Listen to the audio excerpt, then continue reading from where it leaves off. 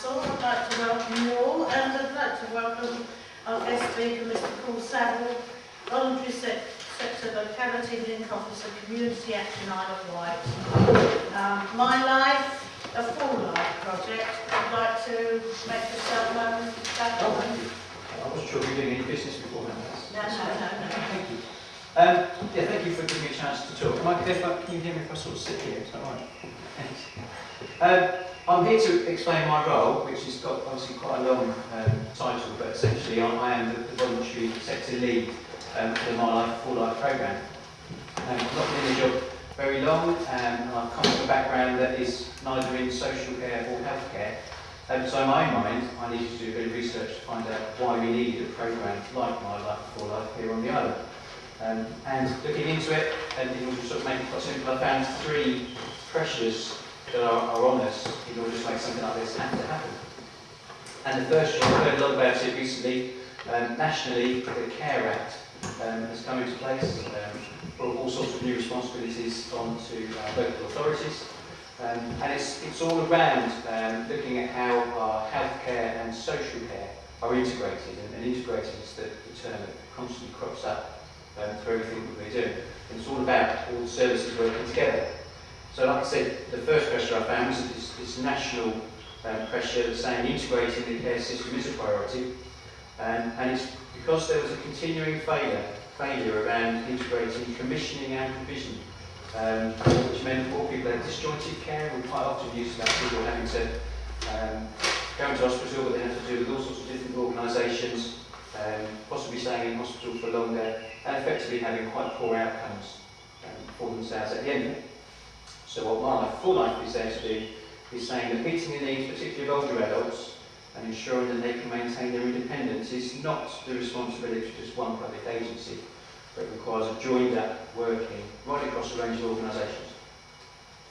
The second pressure I found is that you're probably aware that nearly 25% of our population here on the island is over 65 years of age. That's a much higher figure than compared with the rest of the South East region, which is around 18%. And we know that's a figure for us is going to rise quite significantly in the future. People are living longer, which is great. Hopefully I'll benefit from that too.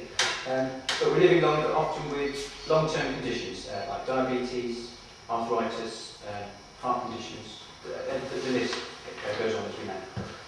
And because of that, it's inevitable that the need for health and social care services will also increase. But of course, that's at a time when we know our GPs, hospitals, social care services, even voluntary and community groups, are at a time where they're having to operate with less people and, of course, less money. And even though we're facing this huge demand for our services. So what My Life Full Life is saying is that we've got to be more efficient and more effective. And the third pressure I found is that there are national voices or local voices, groups like Health Watch, all sorts of different communities coming together and saying actually the service we're getting just isn't good enough. We're tired of having to navigate this incredibly complicated system that has developed over the years, which quite often leaves people feeling lonely, vulnerable, and just not getting the service they want. And so My Life Full Life is here to say yes, we understand that, and we need to make it better. So if you don't know what the My Life Full Life programme is, it's three main partners coming together. That's the Clinical Commissioning Group, which is all the GPs on the island who now commission all our health services right across the island. It's the Isle of Wight NHS Trust and the Isle of Wight Council. And my part, the fourth, and probably I think the most important part, is the voluntary and community sector that needs to come on board as well. Because without everyone's support to make this happen, it just won't be a success. We know the importance of that from a national point of view. The island's just managed to be awarded some Vanguard money. You may have seen issues about this. There's lots of money coming our way, and that's because we were able to bid into NHS England. And they think the key factor that managed to get this money awarded is the way that the My Life Full Life programme wants the voluntary community sector to be involved.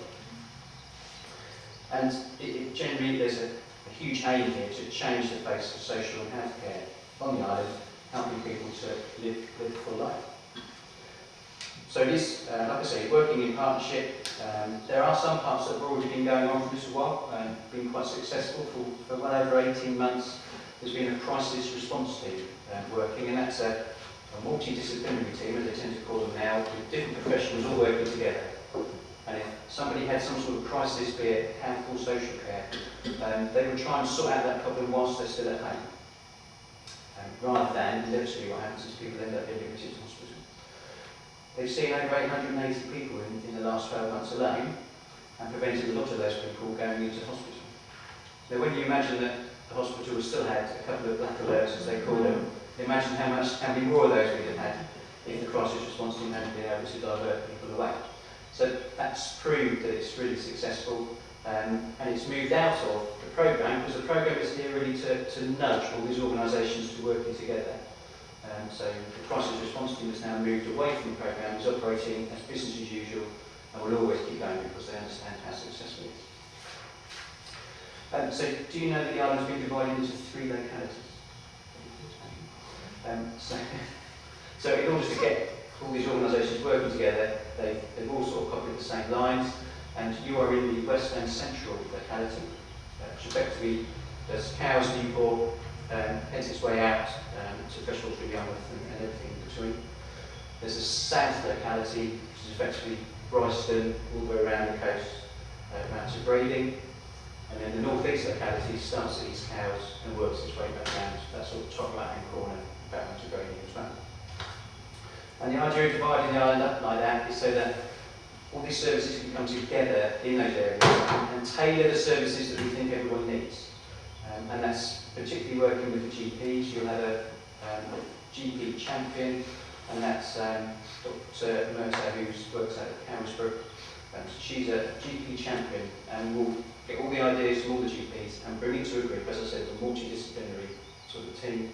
And I get to sit on each one, there's only one of me for the whole island, so I get to go to each meeting and constantly remind about the importance of the community sector, and to make sure that they think about it every time they come up with a new plan, or whatever it is, whatever our next step might be. And just make sure I'm in the right place. So like I said, so my role then is to try and coordinate all this, like I said, the voluntary sector that's here on the island. And we all know that fantastic work that's going on. But quite often we keep it to ourselves, it's in a little pocket. So I know Hannah talked today about that they hold a lunch here either once or twice a month, and that has a fantastic effect on being able to allow people to come here and network with friends that they might not get to see. And it's something as small as that can play a key role in keeping people independent. They obviously talk about their issues. Hopefully they'll be able to signpost themselves to the services, or if not, people will know that My Life Full Life exists, and that's why all the councils, you've got a little pack there with my details, but also details of the website. And on the website is a community directory, and what we're aiming to do is build up this directory with as much information as we can about everything that's going on, all the good work that's going on the island, so that people can go and they can either put in a particular issue they have, or in an area where they live, and the directory will basically give them a list of things that are going on, groups they could join, people they could talk to. And there are well over 1,500 groups that we know of on the island. It's an incredibly busy place. But quite often it's not joined up and we just don't know where it is. The reason I'm coming to speak to all the parish and town councils is you can help us be eyes and ears of what's going on in your community. If you do come across people who've got particular issues, point them in our direction, and hopefully we can solve some of the problems they might have. But again, rather than them having to tell their story time and time again, they tell their story once, and then that can go through the whole programme without, like I said, this trying to navigate their way around this really complicated system. So if I can, these are kind of quite new, there's just one there to look at. So this would be one idea. We've got this called a care passport. And obviously we'd hope that inevitably it will move on to some sort of IT system. Again, I found out that in just the 3 partners there are over 33 different IT systems running, some of which talk to each other and of course a lot that don't, so there's a huge amount of work there. But the idea would be that you might only have to phone 111, or you might phone the Isle Help number, which will be circulated soon as a new sort of information and advice centre. We only give you information once, and then they'll be able to pass that information on to the people they think are relevant. The idea of this care passport is, imagine if you did have someone who was at home on their own, they'll have got someone to fill out all the details in there, and that means that whichever agency ends up going to their home has that information to hand, especially if someone that's forgetful or something that's truly important to them can be recorded on there, and that would help with their care. And that stays in the home? That would stay with them, yes. Yeah. But, and then we hope as well that information is transferred onto, so if there's a district nurse, they might be able to turn up some sort of tablet and information would be there. And if the person consents, that information can be shared with a voluntary or community group as well as helping them. So it can be something as small. I've heard a story about someone with dementia who went into hospital. And one of the most important things to them every day was having a pack of Poland. It was just something that kept them going every day. But all the time they were in hospital, no one gave them any Poland, and it stressed them out completely during that whole stay. Something as small as that could have been written in a care passport and would have been an obvious thing for the people that were trying to look after that person to make their stay much easier. So that's just one idea that's coming out, and it's similar to things like that. So it's sharing information amongst all the groups, it's being able to network all the groups and something we've got on the island together, and as we say, hopefully creating my life, full life for everyone who lives on the island. Any questions? Well, I've got one. We're in with Newport and Cows, Westward. Yes. And we're very conscious of the fact that Westward gets left out of most things when we've got Newport and Cows and all the other places involved. It seems that life stops to a lot of people when you get onto the Forest Road. What guarantee can we have that we're going to be looked after properly this side of the Old White, and any funds and things that come in aren't automatically going to go to the bigger populated areas? I mean, it's still all new, but certainly from the point of the community groups, then I'd say I sit there and I'll be shouting for everyone right across. Like I said, that's why I'm visiting all the parish councils. They are talking about having a representative from the town and parish council to sit on the locality management group. So you might find that somebody comes around and says, you know, would you like to have a representative on that group?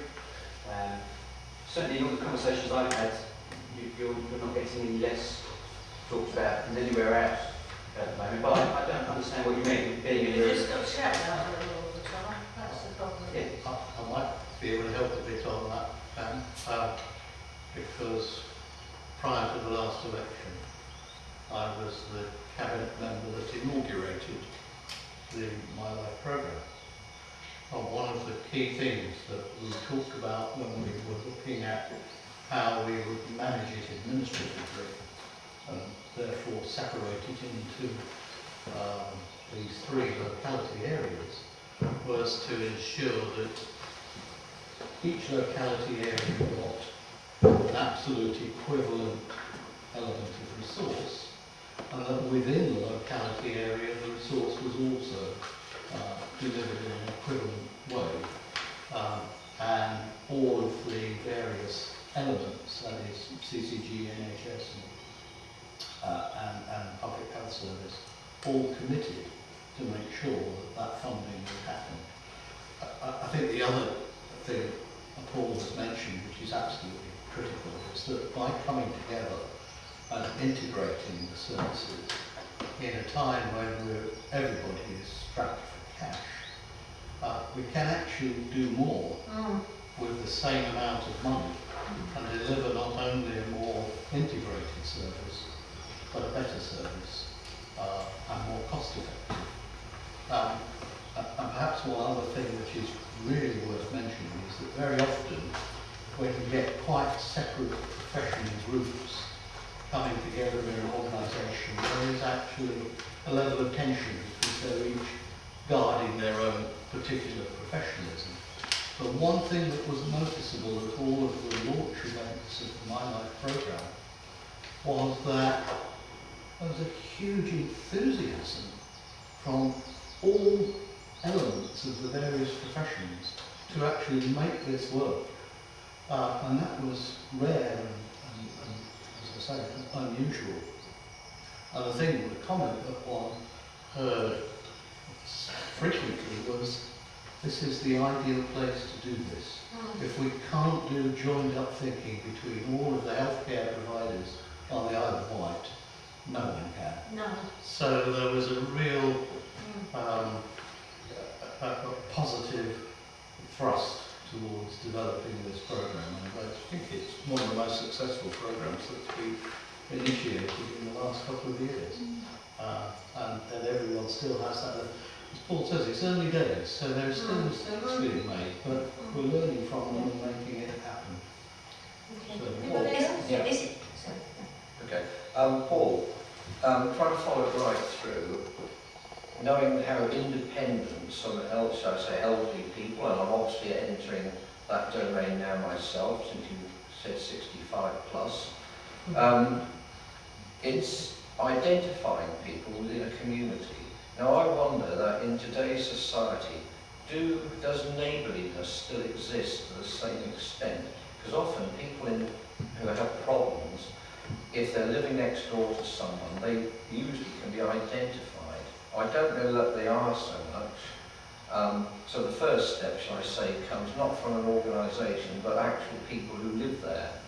And I say, you're saying, if there is a problem, they perceive it, they can contact your organisation through a particular phone line to say, look, we think there are problems here. The person next door is unlikely to accept it initially and needs convincing. So this is where perhaps either a very good friend or perhaps a respected professional comes in to examine the system. Is this how you envisage it happening? I think there are three bits I can give you as an answer there. You're quite right, people are very proud and don't want to admit that they need help. And yet we found that when they have seen, there's a group called People Matter which work at what was Downside Middle School, the Independent Living Centre, and there's a lady there called Ruth who goes out with very simple devices that might help you turn on taps or open jars or scratch your back. There are even lights, there are pads you can put by your bed, so when you get up, the lights come on, and simple things like that. And it's not until people see that and understand that it's not people coming into your house and trying to take over and giving you all sorts of domestic services. There are some very, very simple things that allow you to stay at home. So you do have to overcome that pride. Around neighbours, we need to make people understand that they are empowered to go and help. Lots of people are very worried about, well, I can't go and knock on their door. That's the job of an agency to go and do that. And actually, we're saying, of course you can go and knock on your neighbour's door and check if they're all right. There's a lot of concern about invading people's privacy, I suppose, and I think we need to get over that a little bit and say, actually, to be joined up and help everyone, that's okay. And the third thing is, Age UK are running the Good Neighbour scheme on the island. There are nearly 600 people, 600 good neighbours who belong to that scheme. It's enormous. And there's grown, in the last 3 years, there's about 80 people. It's just exploding and is continuing to grow.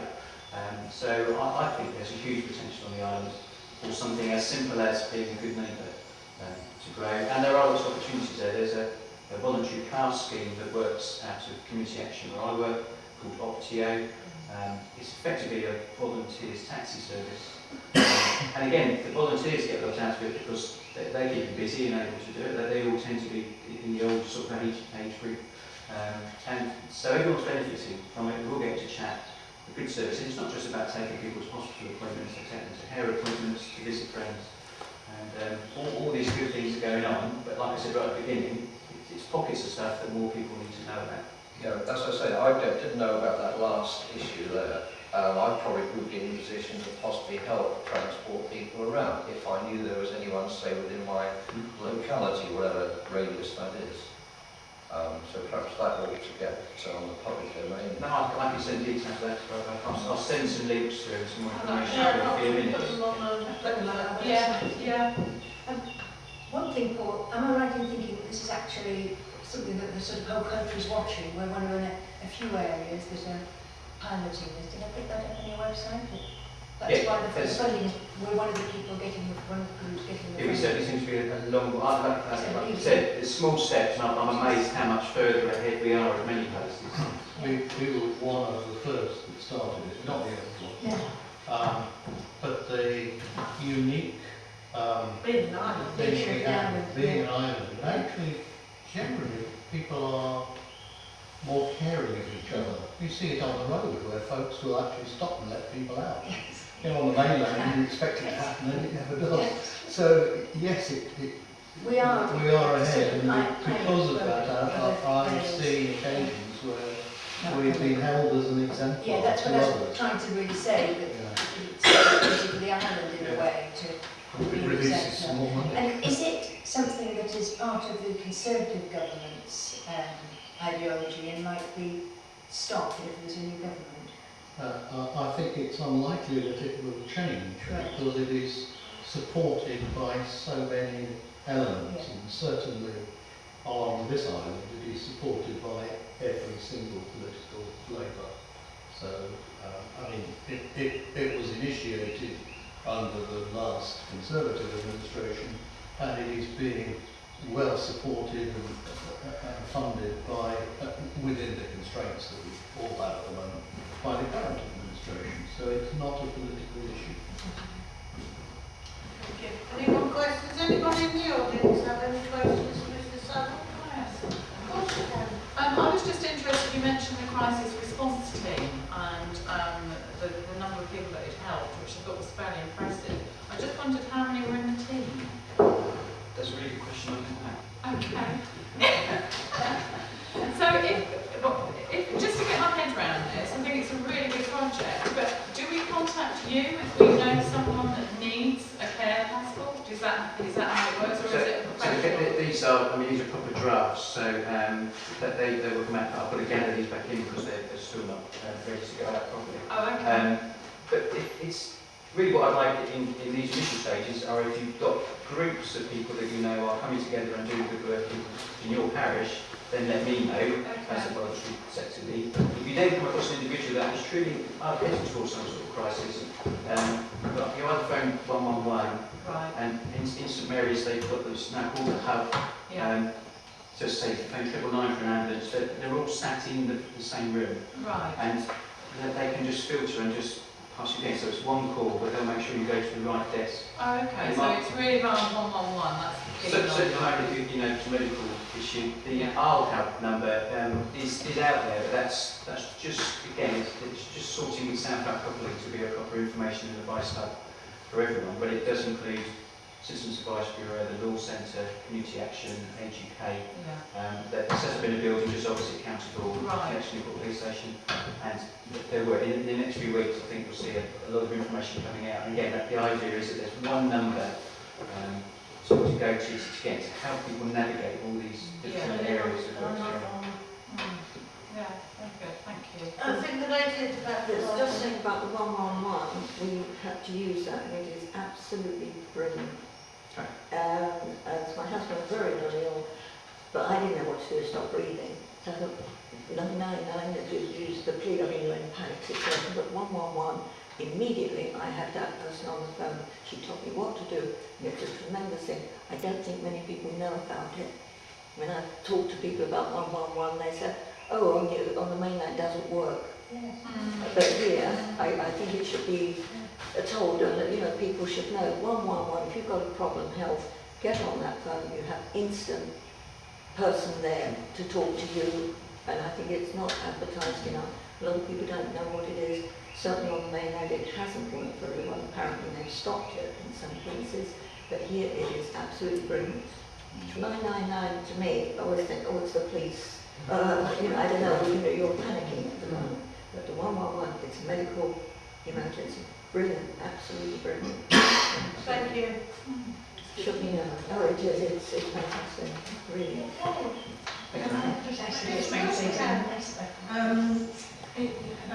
Age UK do something much in greater depth, and I find that this is really quite good because it's nice and big, it's nice and it's very colourful, and you can easily put it on behind the clock on the mantel shelf. So I'm pleased you haven't got too much information on it. And I think they want to lead to that with a message in the box where people put information in their fridge about all their tablets and everything else that's said. So again, you tie that up. You know, people again don't have to keep on repeating all the information about it. So you want to get a big back, yes? No, I just need no, I just need those Thank you very much, it's very helpful, very lively. So that's it. Good luck. So my teaching was wasted on you. Okay, thank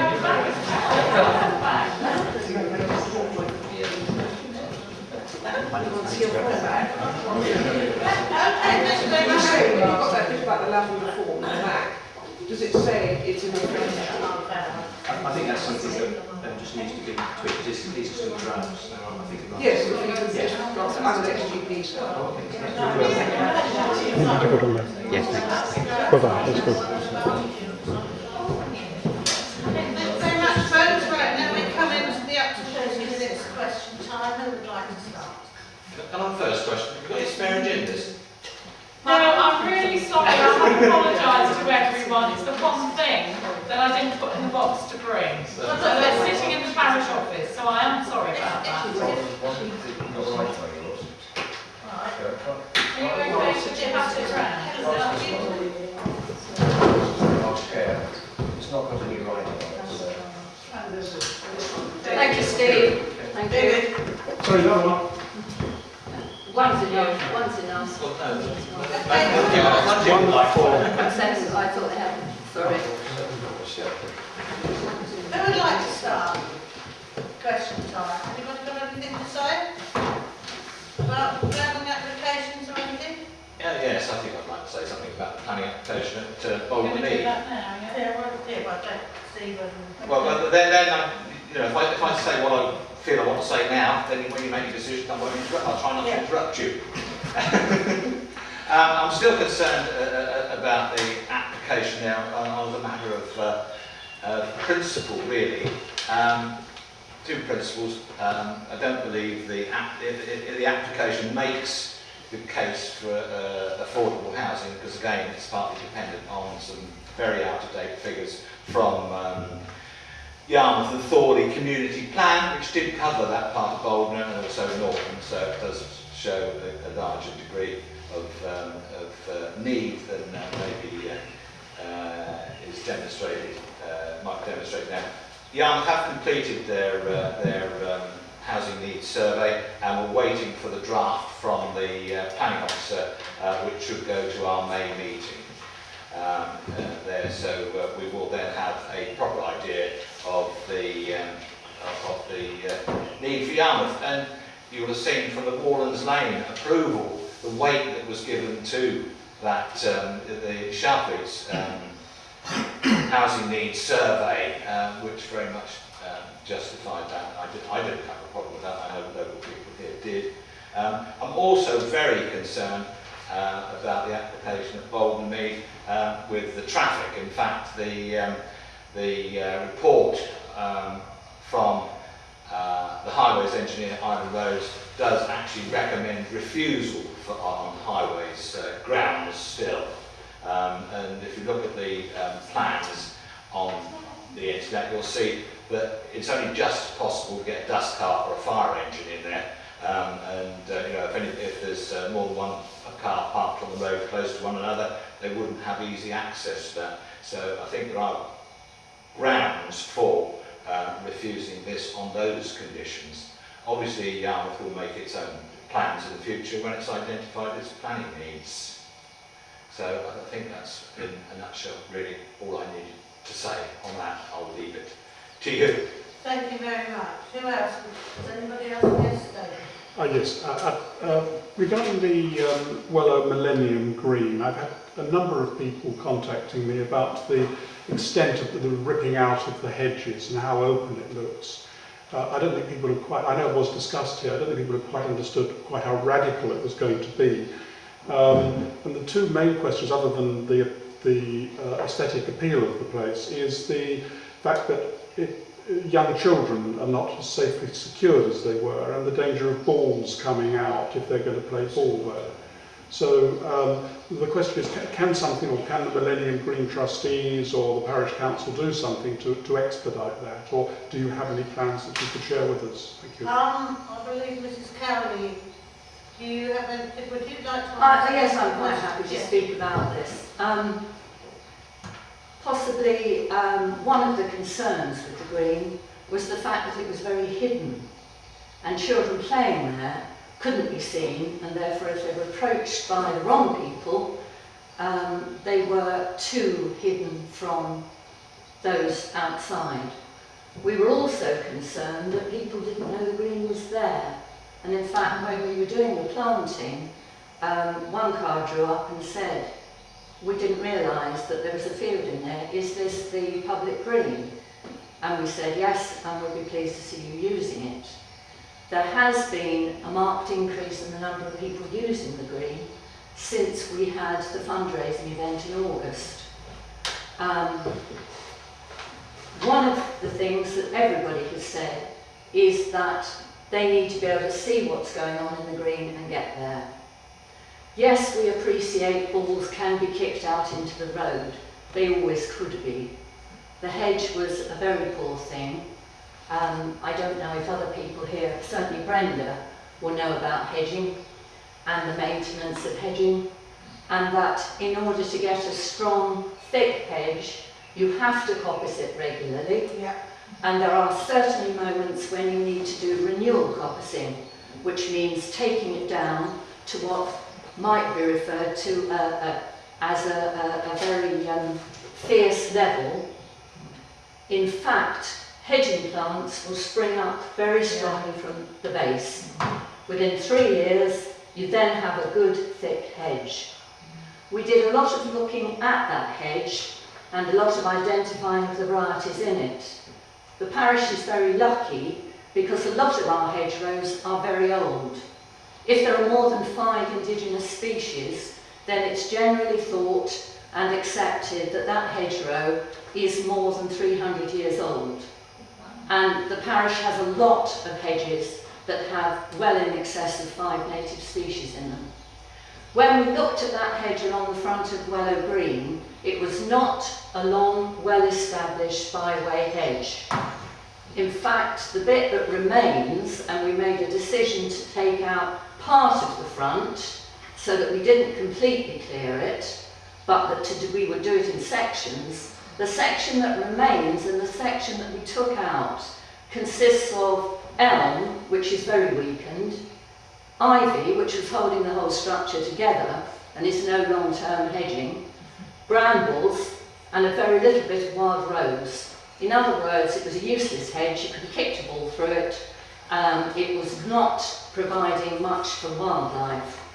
What we have done is coppice what is there and replant slightly lower down so that we get a hedge that is nearer to the front and that won't obscure the green when it grows up.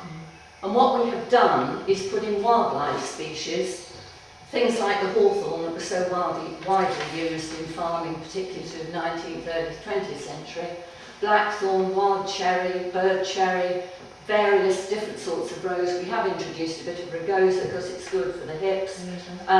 So it's a good range of 10 different sorts of species that will thicken the hedge and will provide a good wildlife base.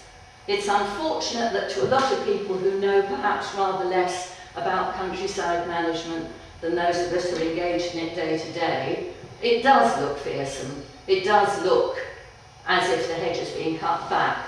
But we replanted almost instantly afterwards, and it's quite clear that although the hedge itself has been taken down for renewal coppicing, there are a lot of new plants that have been put in. We bought protective hedge things so that anyone can see we've replanted and it's being looked after.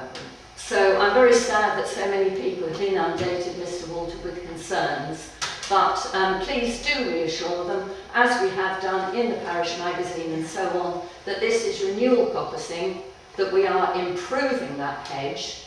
And yes, if we find later on that we need to put some temporary pig wire or sheep wire along there, then we will do it.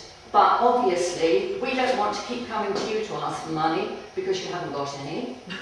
And we have to hold quite important fundraising. Yeah. And I think if children are playing there under the supervision of adults, then if a ball goes in the road, any sensible adult will ensure the child doesn't run down into the road. I have to say that for all the time I've been Wellow and Thorley, children have played ball across the road in Thorley because Thorley has no green area that's accessible to the public. And children have played ball across that road. Even last week, I stopped the car because there were 2 kids kicking football across the road. It's not desirable. Wellow is much, much better supplied. It has a large area. If a ball occasionally goes across the road, then I trust the children or the adults they're with or the ones who sent them there will supervise and ensure that they don't run into the road. It's a big bank. Any child who runs straight down that bank will end up rolling anyway. Thank you. It is an excellent green, and the variety of plants botanically on that grass area is rich and varied, and it's well worth looking after. And if we can get the hedging to a similar rich area, we did all this work. That's the other important thing to say. It was all done with consultation with Hanson White Wildlife Trust, who manage a lot of the areas of outstanding natural beauty on the island and indeed in Hampshire. So it was done with wide consultation, and it was not undertaken lightly or without thinking of what we were doing. Thank you. A quick supplemental there, please, Madam Chairman. Is the intention of the hedging then to screen the Wellow Millennium Green, or is it not to screen it? Because I've heard 2 conflicting arguments from Mrs. Cowley there. But we don't know, because we don't run the Millennium Green. Well, It is to be visible. It is to be visible from the road. The hedging is on the bank, so the hedging can grow up a considerable distance before it blocks out view of the green. That's the whole point. If you look at that hedging, it's on the banking, so it can grow to 3 foot easily and still keep that green visible. It's being done section at a time, so there will be visibility from that main road. And it's been agreed at various different meetings, and different people's account were taken when we had the fundraising day and we had so many hundreds of people there. And one of the things they all said was they wanted to be able to see in so that they could see people were there, see that children were playing safely if they didn't have to be with them. So you want visibility, you don't want total screening, and you want a low hedging, a certain amount of screening. Right, thank you. I believe the clerk has...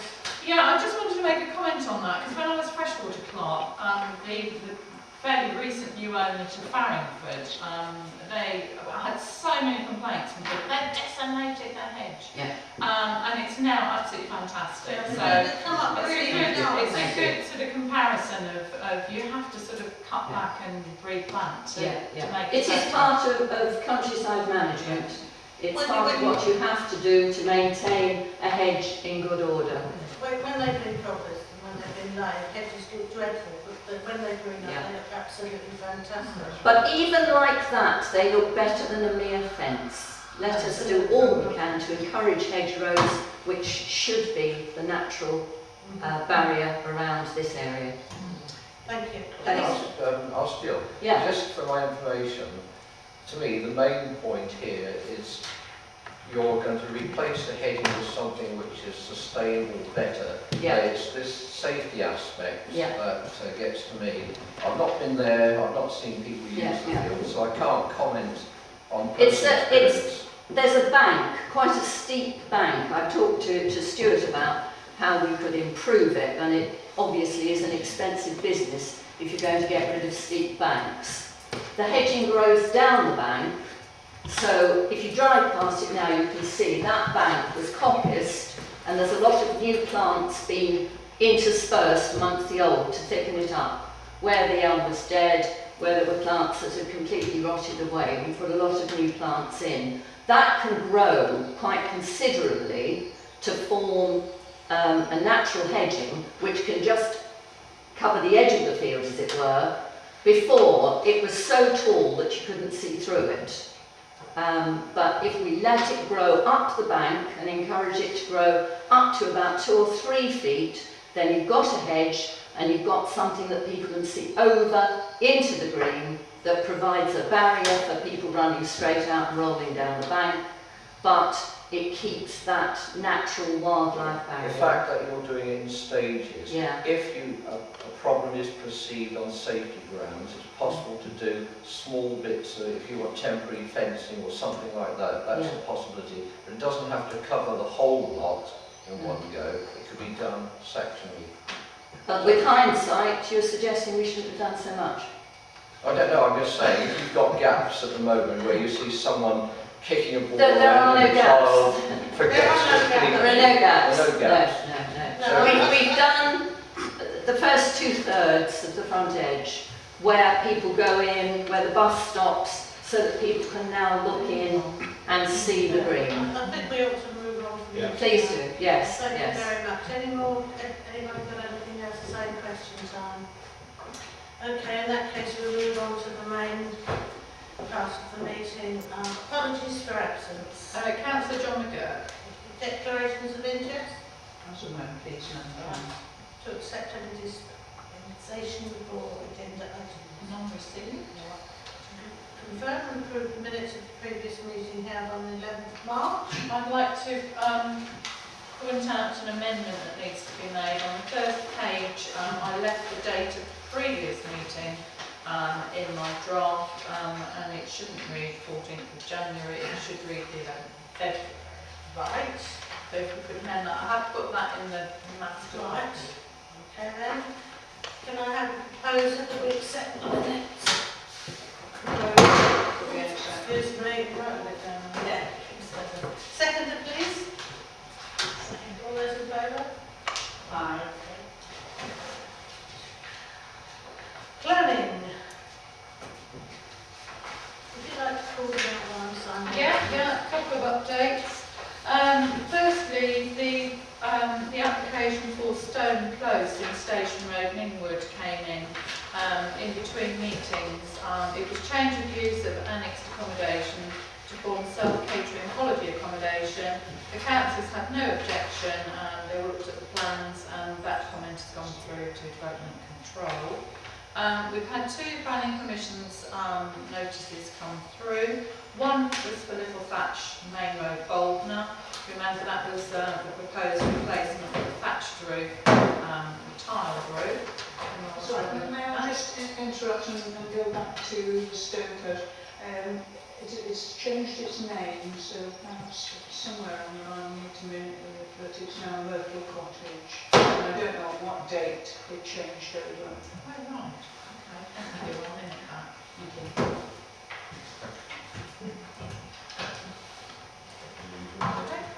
The other permission was given for Fairfield, Main Road, Wellow. That was demolition of porch, conservatory, garage and link.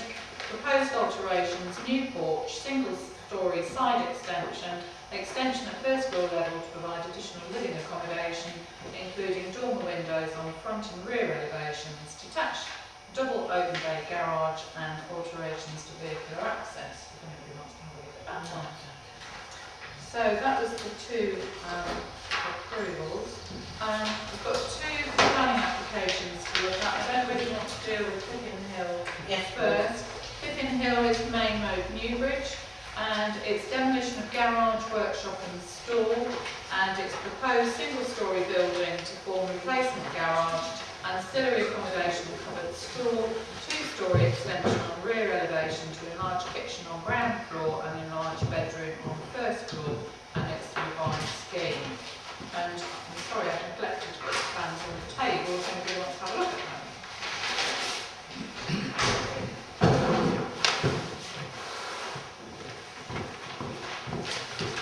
Who would like to pick this one up then? I've looked at it, I knew the original building many years ago. As far as I can understand, it can only enhance the area, and it's not affecting anyone apart from improving the living ability of the browser, whatever it is. I couldn't see any objections online at all, and I don't see that it's going to affect anyone unless they've actually something's coming subsequently.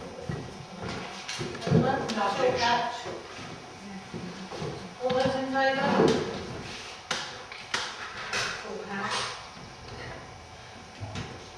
Right.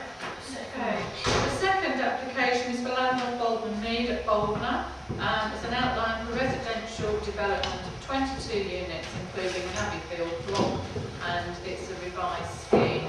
I have got the previous comments from Shalfleet and Yarmouth Parish Councils and one other. There's no comments on the Borough Council website as of yesterday for the revised scheme. And the plans are over there. Can I just say a couple of things on this, Chairman? I did have a meeting with Carol Rodwell, who works at Abbeyfield, and Sharon Packer, who's affordable housing, and Christopher Scott. She is a new firm. Oh right, okay. She's a consultant now, isn't she? Consultant for affordable housing. Well, but she's just a consultant. Oh, is she? Right. She was affordable housing on the council, but she doesn't work for the council anymore. She's gone out on the I was just line. going to say, Sharon. I would assume she's a consultant on housing. What I basically used the meeting for was to get information in a nutshell, because you look at a large application and it's sometimes difficult to take it all in. But basically, I have sent this through to councillors. I don't know whether you want to just skim through the basics. Basically, it's a 2.5-acre site. There's 2 self-built plots proposed. They have had consultation days in the past. Vectors Housing are willing to take on 4 units. Of 8 affordable units, these will be offered at 20% discount entry. For an example, one of the flats, the market value might be now 100,000. It will go on the market as affordable for 80,000. The bungalows will be around 250 to 300,000. The reduction of units is 7. The road will be a private road with yellow lines around it to prevent people parking on the pavement, and properties will have a garage and a parking space allocated. They will come under a community trust, for which people will pay a service charge for upkeep for the roads and lights. The Abbeyfield, there's 16 units proposed, and they informed me they have a waiting list of 26. The mass has been reduced, there's no rear overlooking. Construction will be brick and timber. They've been in touch with Bitbus because there were concerns about people being isolated, and there will be a timetable, I think, in the application for Bitbus are keen to come on board. The drainage issues have been sorted. There's a new pathway proposed to go into Bouldnor Field. The community trust, I'm told it will probably be made up of the ward councillor, member of Shalfleet Parish Council, member of Yarmouth, head teacher, possibly the vicar, Carol Rodwell from Abbeyfield, representative from Vectors Housing, and probably one other with a property background. The criteria to purchase the properties, people have to have lived or worked in Shalfleet or Yarmouth for 2 of the last 5 years. And Abbeyfield applicants have to have a positive link to the island, i.e. a child living on the island if it's a mainland applicant. Those present felt the development was deliverable, and if the properties are resold, 2 estate agents are needed to value and purchase them from the 2 parishes. It's not found, it goes out to West White and then island people. They don't go out on the open market. Obviously, on behalf of the Parish Council, I wanted to see if the development did go ahead, what they would be willing to offer in terms of 106 payments. They said there wasn't a lot they could offer. I've since had an email from Christopher Scott to say a possibility of £172 per unit. I did mention the field. I did inform them of the fact that the Parish Council had agreed in principle for a walkway to go between the 2 access gates to improve access and for pedestrians. In fact, it could be on the future coastal path. And I've also spoken to Wendy Pereira from planning, who said it was not unreasonable to suggest to the case officer a need for section 106 payment, basically for open space for Bouldnor need. So that's a sort of my synopsis of. Thank you very much, very well put. Right, who'd like to start to pick this one off? Eleanor?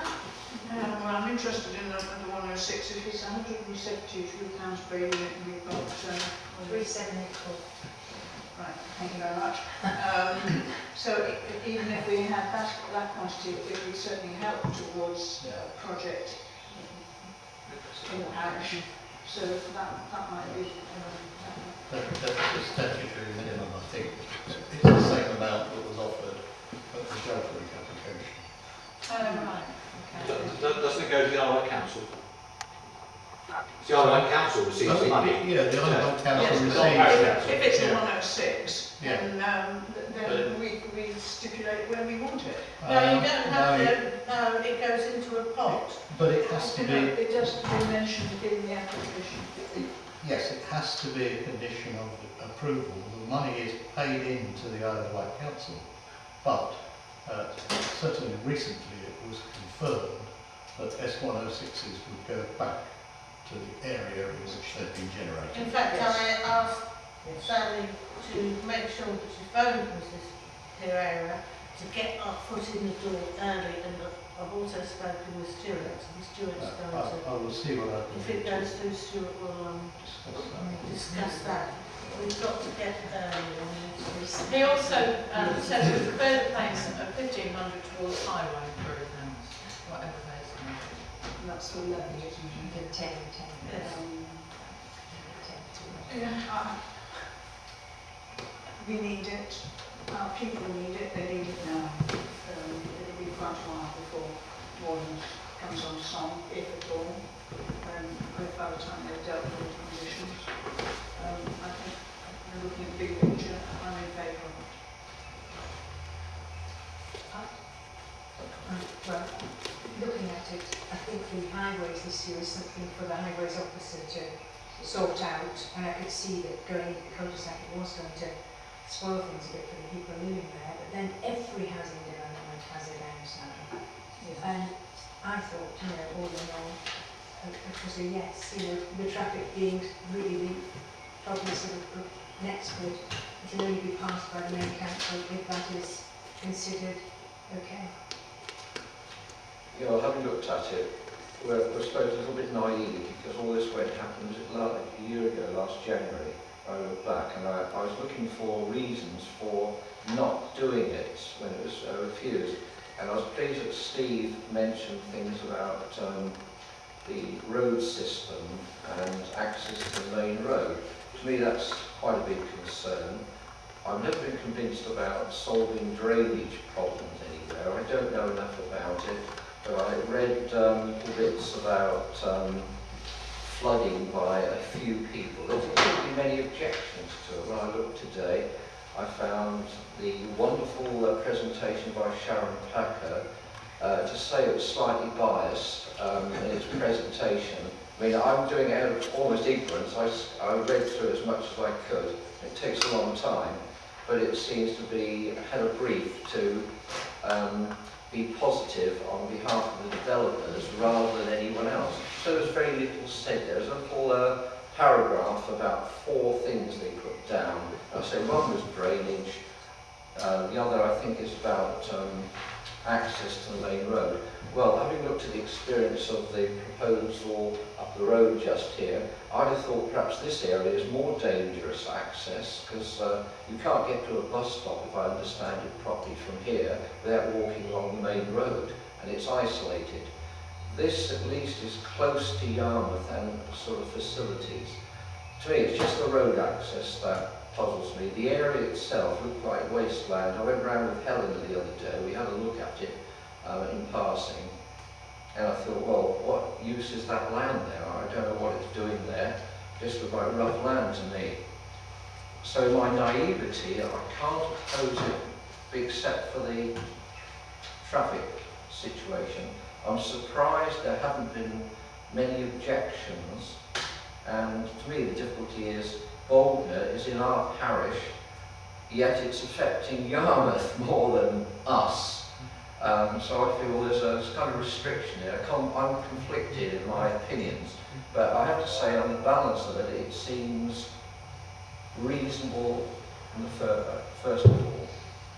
But I got that traffic bit out of it. Right. Yes, I have that problem with the traffic as well. An ambulance, I mean, I walked around that area in the past and the roads are very narrow, and that particular road down there is very narrow. Ambulance, Abbeyfield is for older people, for goodness sake. So there's going to be quite a few ambulances go down there, and frankly I can't take any notice of how many people they say they've got on the waiting list, because they've said for the present Abbeyfield that they're people on the waiting list, and then in the next week's county press they're advertising a place in Abbeyfield. So who can you take any notice of, really? You know, I don't think it's a good idea. I'll just break this just for Karen now to have a quick word on this. I don't think Abbeyfield Yarmouth advertised in the paper. I think it was probably Freshwater. Because we're from Yarmouth and we didn't advertise. Yarmouth has advertised in the county. Yeah, but not recently.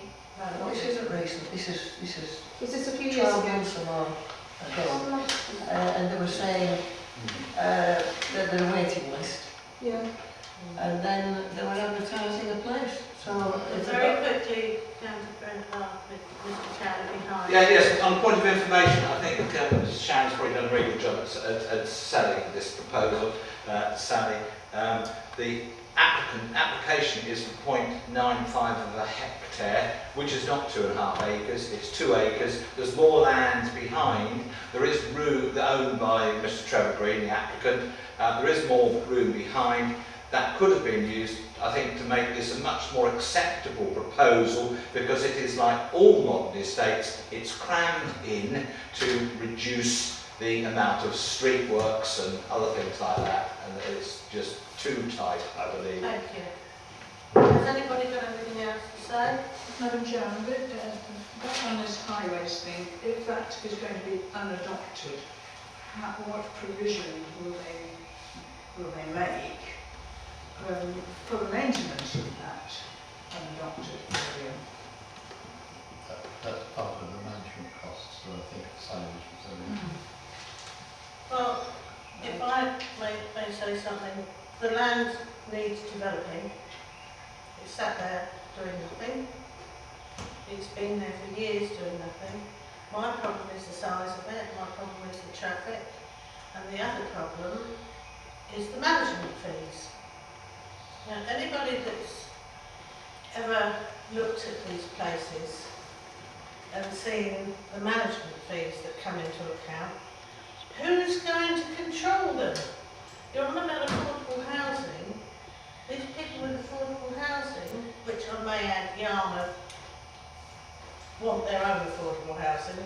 They have got their own schemes in the pipeline, I believe, for their own people, and we're in Shalfleet.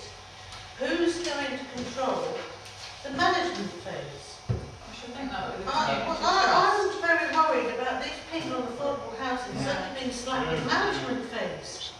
I mean, it's all very well you saying it's not going to cost very much, but they're finding their council tax, they're finding their mortgage, and all of a sudden they're slapped with another charge to cut the grass, to maintain the roads and everything else.